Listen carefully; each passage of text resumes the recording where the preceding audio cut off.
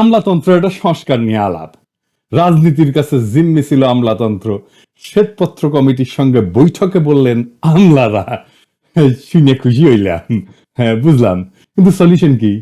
এই যে জিম্মি থাকা, এটা তো আবার হবে না, সেটার উপায়টা কি? আমি সেই চ্যাংরাকাল থেকে শুনে আসতেছি পলিটিসাইজেশন অফ ব্যুরোক্রেসি। কঠিন ইংরেজি কথা, মানে ইংরেজি যেহেতু কইছে সে তো ঠিকই কইছে, তাই না? মানে আমলাতন্ত্রের রাজনীতিকরণ। আমলাতন্ত্র মানে এই যে এখানে সেক্রেটারি আছে, তারপরে এইখানে প্রশাসন আছে, এই যে ইউএনও আছে, ডিসি আছে, এই সব কিছু মিলে এটা হইতেছে আমলাতন্ত্র। সে চ্যাংরাকাল থেকে শুনে আসতেছি এই আমলাতন্ত্রের রাজনীতিকরণ হয়েছে। কিন্তু চ্যাংরা থেকে বুড়া হইলাম, সমস্যা তাই থাকলো। আমলারা যখন ঠাপ খায় তখন বলে রাজনৈতিক চাপ, পুলিশ যখন ঠাপ খায় তখন বলে রাজনৈতিক চাপ। মানে চাপ সবার জন্য উপকারী বিষয়, সব দায় চাপের উপরে চাপে দেয়, দেয়া বিন্দাস হইয়া বসে থাকে। আজকাল আলাপ কেমনে এই চাপ থেকে মুক্ত হইতে পারবে আমলাতন্ত্র, ব্যুরোক্রেসি। আঙ্গের ব্যুরোক্রেটরা, আমলারা এটা এনে শুনেন আর কি। এই যে সেক্রেটারি, এই যে সচিব, উপসচিব, যুগ্ম সচিব, সহকারী সচিব, ডিসি, তারপরে ইউএনও ইত্যাদি ইত্যাদি, এরা শুনেন একটু। আসেন আল্লাহর নামে শুরু করি। আলাপে ঢোকার আগে দুটা বিষয় জানতে হবে। সেক্রেটারি কাকে বলে, কোথায় থেকে শব্দের উৎপত্তি, আর সচিবালয়ের কাজ কি ধরনের। প্রথমে বুঝি সচিব বলতে আমরা কি বুঝবো। সেক্রেটারি, যার বাংলা করেছি আমরা সচিব, শব্দটা ল্যাটিন। সেক্রেটারি শব্দটা ল্যাটিন শব্দ সেক্রেটারিয়াস থেকে আসিছে, যার অর্থ গোপনীয়তা রক্ষাকারী ব্যক্তি। শব্দটার মূল ধারণা গোপনীয় বিষয়, গোপন গোপন, বুঝাও, যা গোপন তথ্যের সাথে সম্পর্কিত। এই গোপন তথ্যের সাথে সংযুক্ত কাউরে যদি নিযুক্ত করা হয় তারে কয় সেক্রেটারি। সেক্রেটাম এই শব্দটা ল্যাটিন ভাষায় গোপনীয়তা, হ্যাঁ বুঝাও। তো সেক্রেটারিয়াস, তো সেক্রেটারিয়াস মানে এমন একজন ব্যক্তি যিনি গোপন বিষয় গোপনই রাখতে পারেন, কিছু কথা থাক না গোপন। মধ্যযুগে তো ল্যাটিন থেকে ফরাসি ভাষায় এটা আসতেছিল, বুঝাও, আইসে এটা হয়ে গেল সেক্রেটারি, বুঝাও। 1400 থেকে 1500 শতাব্দীতে ইংরেজি ভাষায় এক সেক্রেটারি আইসা হইল সেক্রেটারি।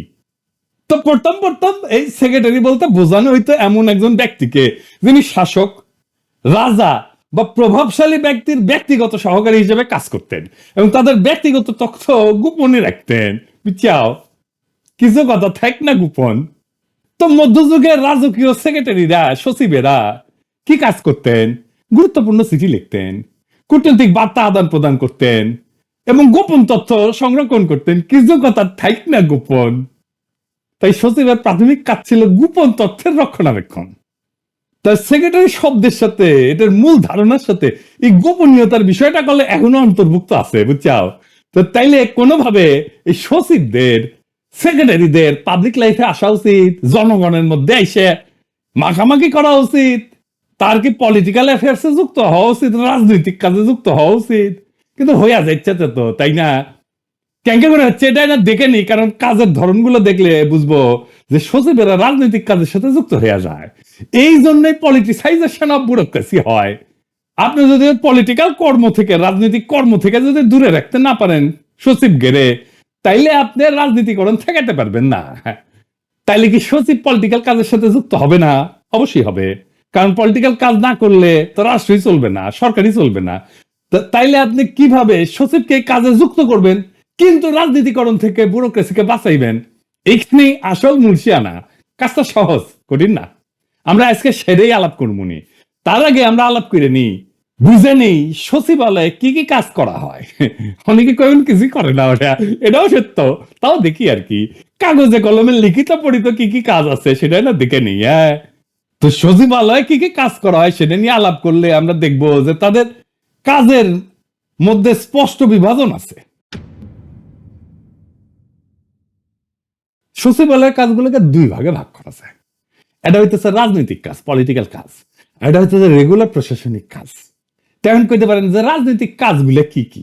রাজনৈতিক কাজগুলো মূলত মন্ত্রী তার নেতৃত্বে পরিচালিত হয় এবং নীতি নির্ধারণের দিক নির্দেশনা কার্যক্রমের সাথে সম্পর্কিত। যেমন ধরেন নতুন আইন বা নীতিমালা প্রণয়ন, এটা পলিটিক্যাল কাজ। পলিটিক্যাল ডিসিশন, যেমন ধরেন নতুন বিশেষ প্রকল্প বা কর্মসূচি অনুমোদন, এটা পলিটিক্যাল কাজ।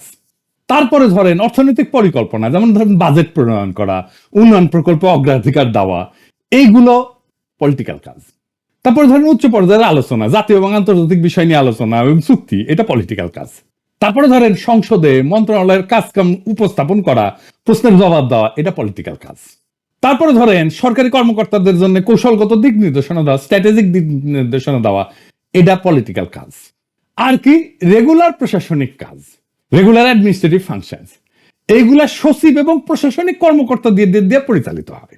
এইটার মধ্যে মন্ত্রী গেলে খুব একটা যুক্ত হয় না, এগুলো প্রতিদিনের কাজ এবং নীতিমালা বাস্তবায়নের সাথে সম্পর্কিত। আগে পলিটিক্যাল ডিসিশন হয় রাজনৈতিক কার্যক্রমের মধ্যে দিয়ে, আর এটা বাস্তবায়নের কাজটা হয় রেগুলার কাজের দিয়ে। যেমন ধরেন নীতিমালা বাস্তবায়ন, মন্ত্রীর সিদ্ধান্ত অনুযায়ী নীতিমালার বাস্তবায়ন, একটা নীতি নিচ্ছে, সেটা বাস্তবায়ন কেমনে হবে। তারপরে ধরেন এই যে অফিসিয়াল ডকুমেন্ট এগুলো পর্যালোচনা এবং অনুমোদন। তারপরে ধরেন এই হিউম্যান রিসোর্স ব্যবস্থাপনা, মন্ত্রণালয়ের কর্মকর্তা কর্মচারীদের পদোন্নতি, বদলি, প্রশিক্ষণ, বেতন ইত্যাদি ইত্যাদি। তারপরে ধরেন আয় ব্যয়ের তদারকি, বাজেট অনুযায়ী অর্থ ব্যয় নিশ্চিত করা, এই সমস্ত।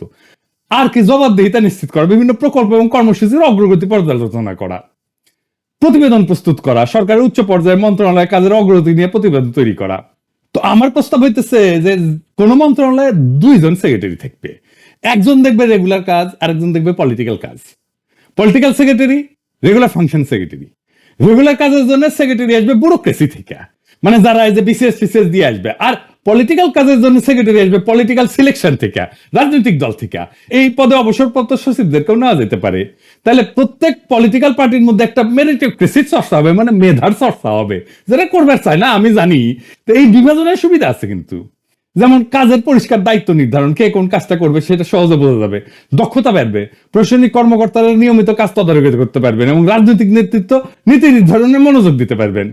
জবাবদিহিতা নিশ্চিত হবে, দায়িত্ব ভিত্তিক বিভাজনে কাজের মান এবং গতি উভয় বাড়বে। এইভাবে মন্ত্রণালয়ের কার্যক্রমকে রাজনৈতিক এবং প্রশাসনিক অংশে ভাগ কইরা কাজের বিভাজন আর সমন্বয় আরো কার্যকর ভাবে করা সম্ভব হবে। এর ফলে পলিটিক্যাল পার্টির মধ্যে একটা সাকসেশন, মানে দায়িত্ব নেওয়ার একটা পরবর্তী নেতৃত্ব তৈরি হবে। শুধু মন্ত্রী না, এবং দায়িত্ববান সচিবও একটা রাজনৈতিক দলের মেয়াদকালে তৈরি হবে, যে রাজনৈতিক নেতৃত্ব হিসেবে গড়ে উঠতে পারবে ভবিষ্যতে।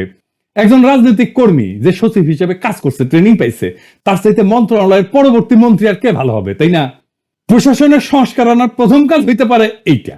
যদি মনে হয় কেমন ফল হবে সেটা না দেখে তো লার্জ স্কেলে এটা চালু করা যাবে না। কাজটা এক্ষুনি অন্তর্বর্তীকালীন সরকার করতে পারে কয়েকটা মন্ত্রণালয়ে।